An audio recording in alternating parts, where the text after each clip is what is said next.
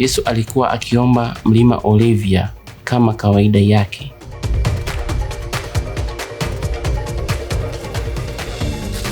Maaskari walikuja kumshika Yesu.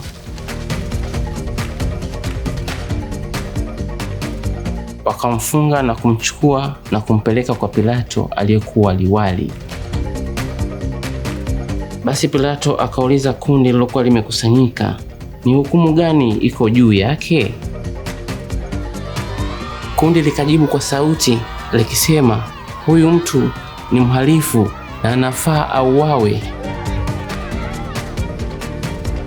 Basi Pilato akamwita Yesu kwa sehemu ya ndani akimuuliza, je, wewe ni mfalme?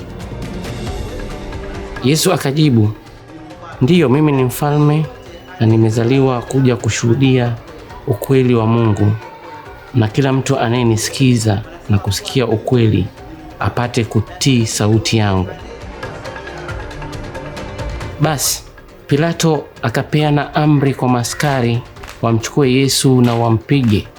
Maaskari nao wakamchukua na kumpiga na wakaanza kumchezea wakisema, wewe ndiye mfalme wa Wayahudi, wewe ndiye mfalme wa Wayahudi.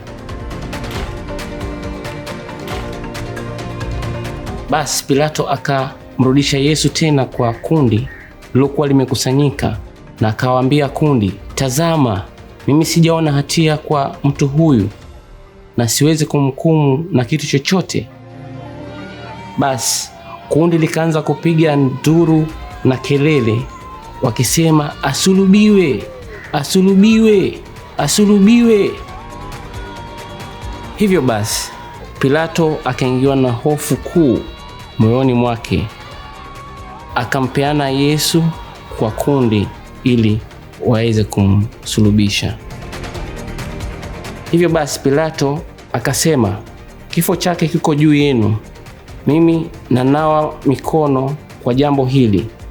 Hivyo basi Pilato akachukua maji na akaosha mikono mbele ya kundi likitazama.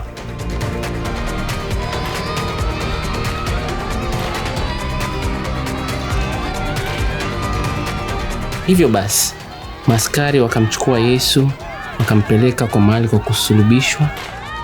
Walimlazimisha Yesu abebe msalaba wake mwenyewe mpaka kwa mahali panapoitwa fuvu la kichwa.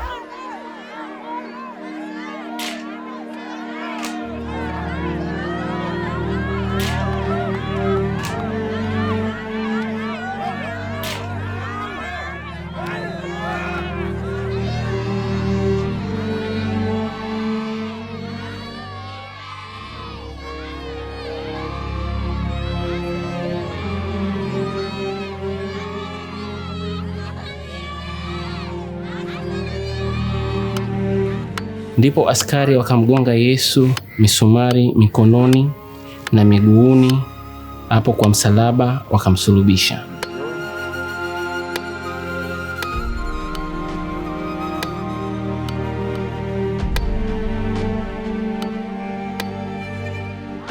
Ndipo wakamsulubisha Yesu kwenye msalaba, na Yesu naye akaangalia juu mbinguni akisema, Baba yangu, Baba yangu, mbona umeniacha?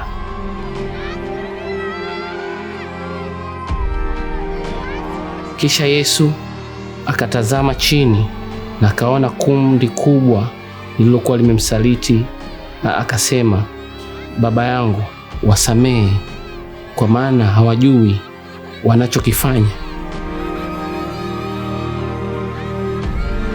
Basi Yesu alipojua kazi yote imeisha, aliweka kichwa chake chini na akafariki.